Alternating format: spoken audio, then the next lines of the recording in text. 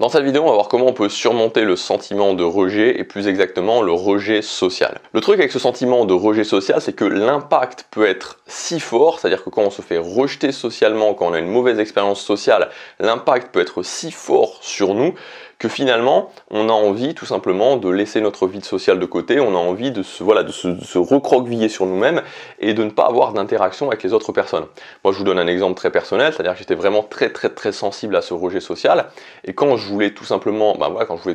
trouver une copine, quand j'ai commencé à me dire ok, je suis célibataire, ça me pèse, je veux trouver une copine et que j'ai commencé à aller parler à des filles, ce qui se passait, c'est que voilà, c'est logique, régulièrement on a des retours qui sont pas très positifs, et même sans forcément être très méchant, mais je me retrouvais dans une situation où à partir du moment où une fille elle me faisait un retour qui était pas très sympa, ou en tout cas qui était pas positif,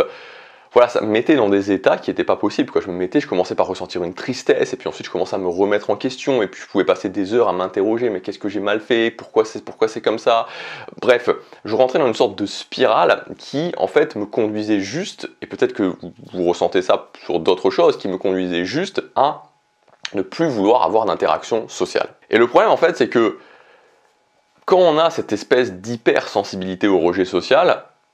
on a deux solutions en fait. On n'a pas 50 solutions, on en a deux. La première solution, et c'est celle que choisissent la plupart des gens, c'est celle que j'ai choisie pendant des années, c'est tout simplement laisser sa vie sociale de côté. Parce qu'on se dit, finalement, si j'ai pas vraiment d'interaction sociale avec les autres, si je vais pas vraiment vers les autres, si je reste dans mon coin, si je reste chez moi, ce qui va se passer, c'est que je vais limiter très fortement le rejet social, il n'y en aura plus ou quasiment plus.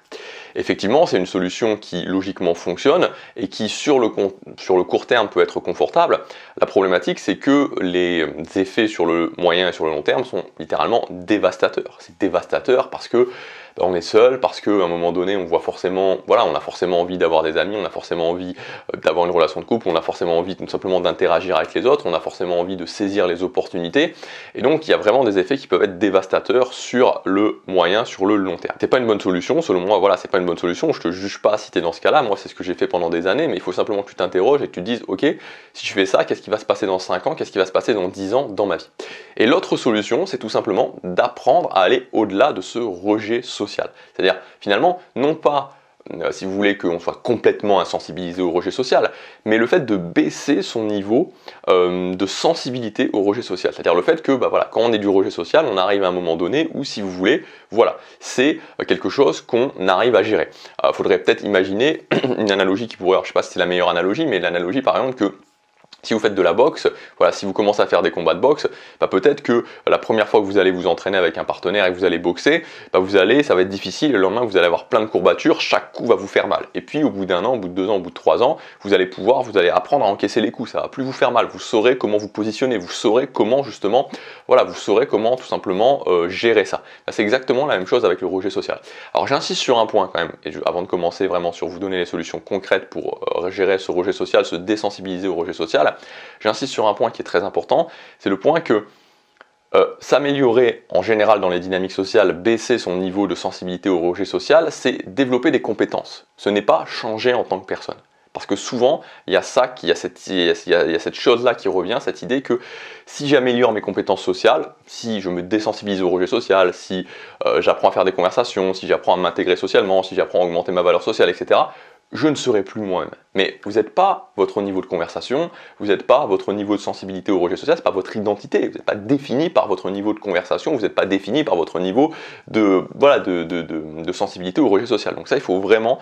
bien le comprendre. Alors ok, on va commencer, on va voir les différentes solutions pour aller au-delà de ce rejet social. La première chose, qui va peut-être te paraître un petit peu bateau, mais je pense que c'est une grande aide, c'est le fait d'admettre qu'il y aura toujours du rejet social. C'est-à-dire que de penser qu'on peut être ami avec tout le monde, ou de penser plutôt que le fait d'être ami avec tout le monde, que tout le monde va nous apprécier, c'est une illusion. Et donc à partir du moment où tu travailles sur tes dynamiques sociales, à partir du moment où tu avances et que tu veux atteindre des objectifs sociaux, ou même que tu veux avoir des interactions avec les autres, il y a toujours des gens qui vont juste pas t'aimer quand ils verront ta tête, il y aura toujours des gens qui seront mal lunés, des gens qui auront une mauvaise journée, il ne faut pas oublier qu'on est sur de l'humain, et donc il y aura toujours cette notion de rejet social. Tu veux, l'analogie qui est un peu simple, que je trouve assez intéressante de prendre pour ça, c'est l'analogie des objectifs, c'est-à-dire que quand tu veux atteindre un objectif, quand tu te dis ok, je suis à ce point de départ là, et je veux arriver à cette ligne d'arrivée là, il y aura toujours en fait cette notion, il y aura toujours cette notion de difficulté. C'est pas possible d'atteindre ses objectifs facilement. Quand, par exemple, quand tu interroges quelqu'un qui a atteint des objectifs, peu importe l'objectif, financiers, sociaux, physiques, etc., quand tu l'interroges, ben, tu t'aperçois que même si actuellement il a des résultats et que même si actuellement ça a l'air facile, tu vois que très souvent, ben, ça fait 5 ans, ça fait 10 ans qu'il est sur le sujet. Donc en gros, voilà, bon, pour revenir sur le domaine social, il y a du rejet social, il ne faut pas essayer, c'est-à-dire qu'il ne faut pas si je te dis ça, c'est surtout pour ne pas rentrer dans cette idée où tu te dis mais pourquoi les gens sont comme ça, mais j'aimerais bien qu'il n'y ait pas de rejet social, j'aimerais bien que les gens soient gentils avec moi. Non, il y aura forcément du rejet social. La deuxième chose, et moi qui m'a beaucoup aidé, c'est de comprendre qu'en fait le problème c'est pas tellement le rejet social parce qu'il sera plutôt là, c'est plutôt la remise en question de tes capacités sociales. C'est-à-dire qu'en fait, quand tu as un rejet social, la différence entre les gens qui vont bien prendre ce rejet social et la différence entre les gens qui vont mal prendre ce rejet social, c'est que les gens qui le prennent mal, c'est qu'ils se remettent vraiment en question et notamment et surtout sur leurs compétences sociales. On se dit mais qu'est-ce que j'ai mal fait, qu'est-ce que j'aurais dû faire. Je veux dire que ce soit quelqu'un qui est très à l'aise socialement ou quelqu'un qui est mal à l'aise socialement, très mal à l'aise socialement, le rejet social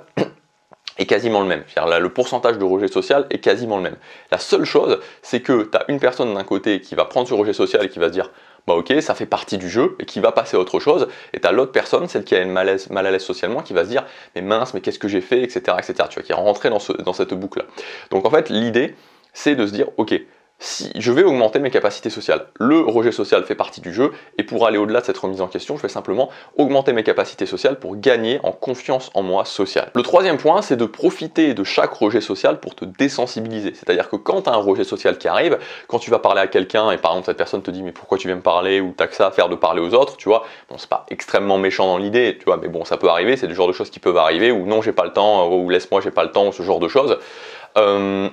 Ou alors je suis pas d'humeur, enfin bon bref, voilà, peu importe, tu vois, tu as compris un petit peu l'idée, ce genre de gamme de réponses, en fait, et que tu ressens vraiment, tu vois, à l'intérieur de toi, tu ressens un petit peu ce pic à l'intérieur de toi, ce truc où tu te sens, voilà, tu te sens un petit peu, tu ressens cette espèce de sensation à l'intérieur de toi, profites-en pour te désensibiliser, parce que c'est le moment où tu ressens cette sensation, comme si tu te sentais, tu vois, je sais pas, comme si tu sentais qu'il y avait une lame qui rentrait à l'intérieur de toi, c'est ce moment-là où tu as ce pic, en fait, où tu peux te désensibiliser un maximum du rejet social, tu peux le reframer, c'est-à-dire tu peux te dire, ok, oui, je ressens du rejet social, mais c'est une bonne chose parce que rejet social, de toute façon, il y en a, et ça veut dire que je suis en train d'avancer sur le chemin. Et vraiment, j'insiste, parce que ces moments-là, ces moments où tu es dans l'émotion, dans l'émotion de rejet social, c'est vraiment les meilleurs moments où tu peux travailler, tu peux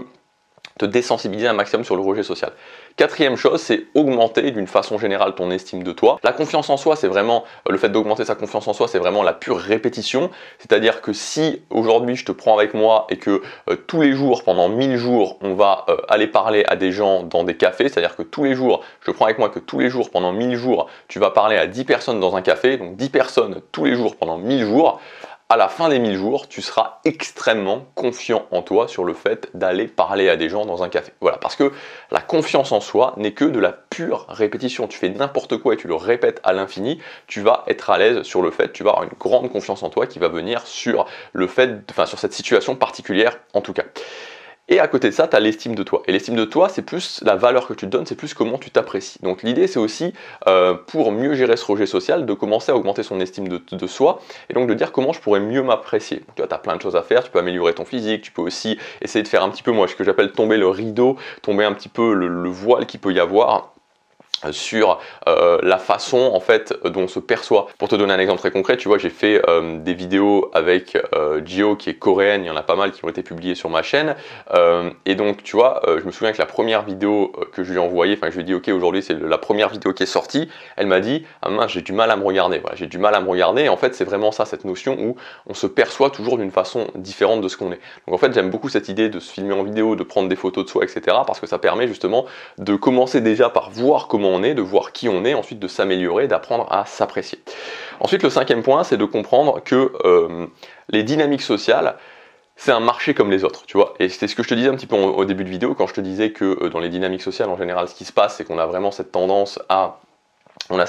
qui est le fait de dire voilà, on a vraiment cette tendance de fait de dire ok, si je m'améliore en termes de dynamique sociale, tu vois, je vais me changer en tant que personne, enfin c'est pas que je vais me changer en tant que personne, mais je vais plus être moi-même. Il y a vraiment un petit peu cette ce sentiment qui est très bizarre au niveau des dynamiques sociales qu'on ne retrouve pas ailleurs, alors qu'en fait c'est exactement la même chose que la plupart des autres domaines, et les dynamiques sociales sont un marché comme les autres, où il y a une valeur qui est la valeur sociale, et tu es évalué en fonction de cette valeur sociale. Je vais te prendre un autre exemple, imaginons que tu sois designer. Si tu es designer et que tu essaies d'avoir un emploi, tu vas avoir un employeur, tu n'y arrives pas, le mec ou la fille veut pas t'employer, le deuxième, troisième, quatrième, cinquième, dixième, personne veut t'employer. Est-ce que tu vas te dire, enfin, tu vois, si tu te dis, ah bah oui, je suis triste, j'y arriverai jamais, tu vois, voilà, que tu commences à vraiment voir les choses d'une façon très négative, ça va te mener à rien. Mais si tu commences à te dire, ok, ce que je vais faire, c'est que je vais développer les compétences qui sont hautes, donc les compétences dont les gens ont besoin actuellement dans le design, je vais développer ces compétences et je vais vraiment m'améliorer dans ces compétences et que tu retournes voir des employeurs, tu vas en fait être embauché, tout simplement parce que le marché de l'emploi, c'est un marché, voilà, un marché comme les autres où il y a une valeur, et si tu arrives à avoir la personne qui a une haute valeur sur le marché de l'emploi dans ton domaine de compétences, ben forcément tu auras beaucoup plus d'offres. Ben, c'est la même chose au niveau des dynamiques sociales, c'est exactement pareil, le marché des dynamiques sociales, c'est ça, c'est un marché comme les autres, et donc voilà, c'est vraiment ce qu'il faut comprendre, c'est que une des grosses fondations, et je t'en parle régulièrement sur cette chaîne, c'est la notion de comprendre que si j'augmente ma valeur sociale, qui est finalement la valeur dont les gens me perçoivent, bah, tout simplement ma vie sociale va largement s'améliorer. Donc si tu veux en savoir plus au niveau de cette notion de valeur sociale, j'ai une formation gratuite qui s'appelle Dynamique sociale décodée où je t'explique ça en détail, la notion de valeur sociale. On voit aussi d'autres concepts. Le but de cette formation, c'est justement de changer radicalement ta vision des dynamiques sociales. Donc voilà, j'espère que cette vidéo t'aura plu. Si tu veux aller plus loin, tu as cette formation, c'est gratuit, c'est le premier lien dans la description. Je te laisse regarder ça, je te dis à demain pour la prochaine vidéo. Passe à l'action, chaque jour compte.